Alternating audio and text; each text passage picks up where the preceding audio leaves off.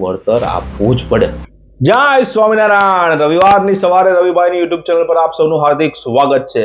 કેટલાક વિડીયોની શરૂઆત પહેલા આપણે અમારી બુકથી શરૂઆત કરી છે, તો એવું એક વાક્ય લઈ લઈએ, જેટલી નાની ઉંમરમાં વધુ રોકાણ કરશો એટલા વધુ અને વહેલા સંપત્તિવાળા બનશો।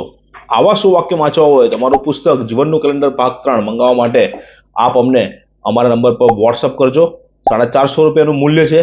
વિડીયોની શરૂઆત કરતા પહેલા આપનો પરિવાર આર્થિક રીતે સુખી, સ્વસ્થ અને સંપન્ન બની રહે એ બદલ ભગવાન સ્વામિનારાયણ ચરણોમાં પ્રાર્થના। એક અદ્ભુત વિષય લઈને આપની સમક્ષ ઉપસ્થિત થયો છું। મ્યુચ્યુઅલ ફંડમાં એસઆઈપી કરો છો તો આ આસાન 7 પ્રશ્નોના જવાબ તમે નથી સાંભળ્યા તો તમે કંઈક ગુમાવી રહ્યા છો।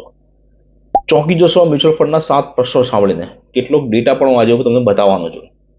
વિડીયોને અંત સુધી જોજો। વિડીયોને અંત સુધી જોયા પછી તમને કેવો વિડીયો લાગ્યો એની કોમેન્ટ પણ કરજો। પ્રશ્ન નંબર 1, એસઆઈપી કરવાનો આદર્શ સમયગાળો કેટલો હોય છે? એસઆઈપી તમે જે કરો છો એનો આદર્શ સમયગાળો કેટલો હોય છે? એક ડેટા જોઈ લઈએ। ડેટાની અંદર જોઈએ છે કે 3 વર્ષની અંદર, ડેટા આપની સ્ક્રીન ઉપર બતાવવામાં આવી રહ્યો છે, 3 વર્ષની અંદર જો કોઈ એસઆઈપી કરી છે તો મેક્સિમમ રિટર્ન 52.4% આવવાના ચાન્સીસ છે। મિનિમમ રિટર્ન 36.2% માઇનસ થવાના પણ ચાન્સીસ છે, જેનું એવરેજ રિટર્ન 13% રહ્યું છે। પણ તમારું રિટર્ન નેગેટિવ રહે એવા 85